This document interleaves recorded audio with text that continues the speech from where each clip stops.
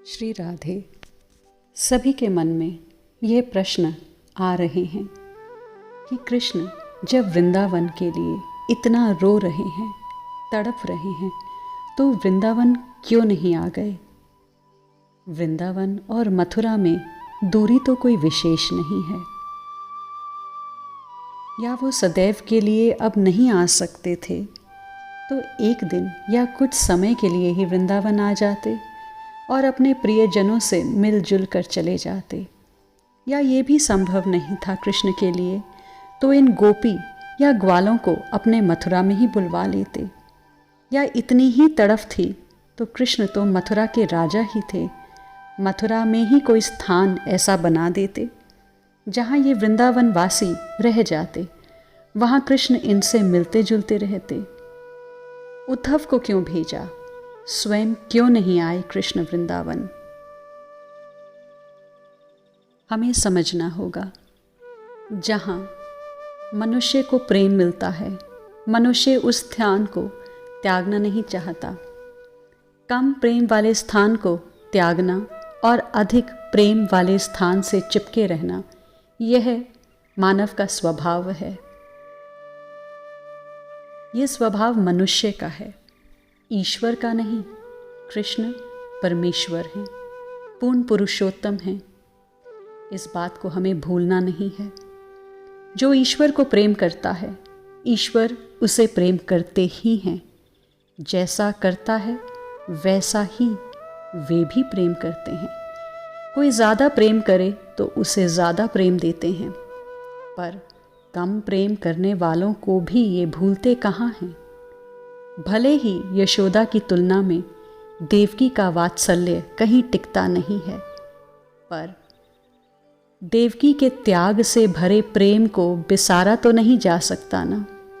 वर्षों तक देवकी और वसुदेव ने तप ही तो किया है, कारागार में रहकर। इन मथुरा के प्रेमियों को भी ईश्वर कैसे नज़रअंदाज कर दे। भले ही वृंदावन कृष्ण के प्राण हों, उनके प्राण प्रिय जन इसी श्रीधाम वृंदावन में रहते हों, पर अन्य जगहों पर भी जो भक्त इंतज़ार करके बैठे हैं, उनको भुला देना ये भक्त वत्सल नाम की सार्थकता तो नहीं हुई। इसीलिए वृंदावन छोड़कर वे मथुरा गए। आए क्यों नहीं वृंदावन? इसीलिए नहीं आए, इसके कई राजनीतिक कारण भी थे।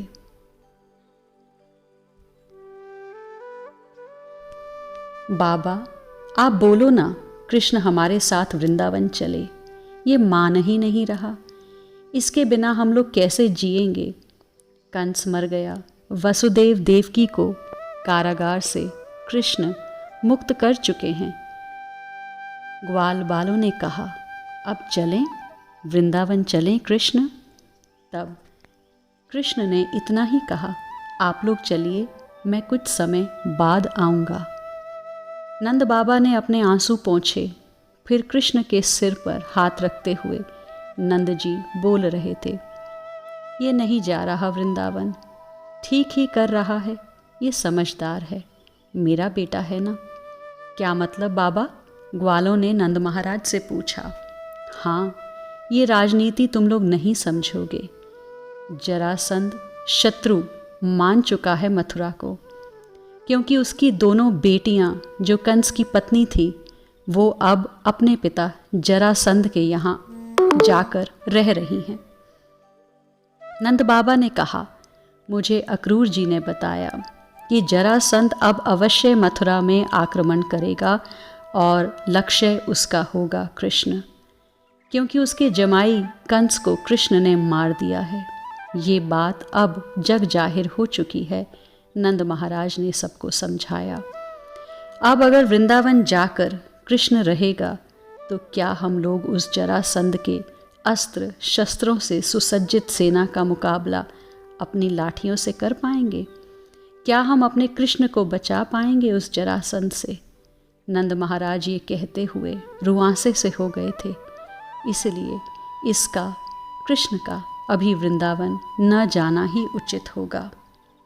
और कृष्ण समझदार है, कुछ सोचकर ही ये निर्णय लिया है इसने। नंद बाबा बस इतना ही बोल पाए थे और शीघ्र ही कृष्ण के सिर पर हाथ रखकर तू ठीक रहे जहाँ भी रहे, इतना कहकर वो अपनी बैलगाड़ी में बैठकर चल दिए थे। नंद बाबा आगे जाकर खूब रोए। बैल पशु होकर भी आंसू बहाते रहे थे। ये भी एक कारण था कृष्ण के वृंदावन ना आने का। पर प्रश्न आता है कि मिलकर तो जाया जा सकता था ना। कृष्ण मिल लेते अपनी मैया से, मित्रों से, गोपियों से, फिर चले जाते मथुरा। इस तरह मिलने में दो बातें होती। पहली बात कि वर्षों से जिस भूमि ने जल का दर्शन भी ना किया हो, ऐसी भूमि में एक दो जल की बूंदों को गिराना, वो बूंदें धरती की प्यास को नहीं बुझाएंगी, बल्कि भूमि की प्यास और बढ़ जाएगी। इतना वियोग था, विरह की आग से हृदय जल रहा था इन वृंदावन वासियों का। ऐसे समय में कृष्ण आकर घड़ी दो घड़ी अगर रुक भी जाते, मिलजुल लेते, तो इससे इन वृंदावन वालों की प्यास तो बुझती ही नहीं, बल्कि प्यास और बढ़ जाती, बेचैनी और बढ़ा देती ये मिलन की कुछ घड़ियाँ। और कृष्ण ये कतई नहीं चाहते कि मेरे कारण किसी का दुख और बढ़ जाए, वैसे ही कम था क्या ये। और दूसरा कारण कृष्ण के वृंदावन ना आने का। थोड़े थोड़े समय के लिए कृष्ण अगर वृंदावन आते जाते रहते तो इसकी जानकारी जरासंध को मिल ही जाती, और जरासंध यह समझ जाता कि कृष्ण की कमज़ोरी है वृंदावन। नंद बाबा, यशोदा मैया, गोपियाँ और राधा। तब कृष्ण को मानसिक रूप से प्रताड़ित करने के लिए जरासंध इन वृंदावन के भोले भाले प्रेमियों को परेशान करता। वो करता इसलिए कृष्ण ये नहीं चाहते थे कि दुनिया को पता चले कि मेरा प्रेम वृंदावन है। इसलिए कृष्ण नहीं आए वृंदावन। तो फिर मथुरा में क्यों नहीं बुलाया वृंदावन वासियों को? कृष्ण मथुरा में भी एक नगर बनाकर उस नगर में केवल वृंदावन के लोग ही रहें, ऐसी व्यवस्था बना सकते थे। क्यों नहीं बनाई उन्होंने? प्रेम के लिए प्रेम का स्थान भी चाहिए। क्या मथुरा में कृष्ण का प्रेम स्वरूप प्रकट हो पाता? विचार कीजिए। भले ही नगर बनाकर वृंदावन वासियों को मथुरा में कृष्ण बसा लें, पर दया की भीख पर प्रेम नहीं पनपता। प्रेम के लिए तो प्रेमीन की अपनी ठसक चाहिए। मथुरा में कृष्ण राजा हैं, यादवेंद्र हैं कृष्ण। इस मथुरा की भूमि में पुत्र कहते हुए भी संकोच करती हैं माँ देवकी, पर वृंदावन में तो कान पकड़कर दो तमाचे लगाने में भी यशोदा हिचकती नहीं है। मथुरा में जब देवकी के चरणों में प्रणाम करने के लिए कृष्ण झुकते हैं, तब बड़े संकोच वश देवकी अपना हाथ आशीष के लिए उठा पाती हैं। पर यहाँ वृंदावन में तो अपने बाबा नंद और मैया यशोदा की जूती अपने सिर में रखकर ले जाता था बाल कृष्ण। तब प्रसन्न होकर नंद और यशोदा इसे आशीष देते।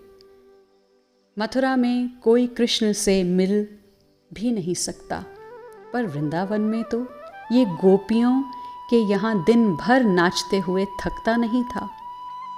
मेरी गागरी उठा दो कन्हैया, ये बात तो हर गोपी कहती रहती थी कृष्ण से वृंदावन में, और कृष्ण प्रेम से सबकी गगरी उठाते रहते थे।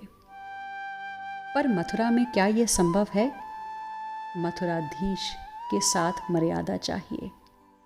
आप स्वयं सोचिए, प्रेम में मर्यादा रहे तो क्या वो प्रेम रहेगा? प्रेम में विधि निषेध रहे तो क्या वहाँ प्रेम होगा? श्री कृष्ण रस सिद्धांत के संस्थापक हैं, प्रेम धर्म के प्रवर्तक हैं।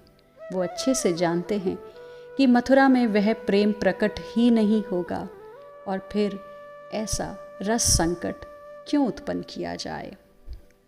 इसलिए कृष्ण ने वृंदावन वासियों को ना मथुरा बुलाया, न स्वयं गए वृंदावन, प्रेम को जलाते रहे। विरह के हल्की आंच में प्रेम पकता रहा। उबाल जल्दी आ जाए, बह जाए तो फिर प्रेम रहा ही कहाँ। उसे तो अपने हृदय में घोटो, खूब घोटो, किसी को पता ना चले, किसी को कानों कान खबर ना हो। कृष्ण ने मथुरा में हल्ला कहाँ मचाया कि मैं इतना रो रहा हूँ, इतना बिलख रहा हूँ। कहा भी तो अपने सखा से, अपने प्रिय सखा से, उद्धव से, और किसी से नहीं कहा। अपने हृदय की वेदना सबसे छुपा कर रखी। यही प्रेम साधना है।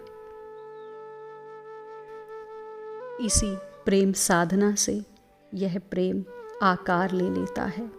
इसलिए तो नैन बरसने के बाद भी मुखमंडल में मुस्कुराहट है।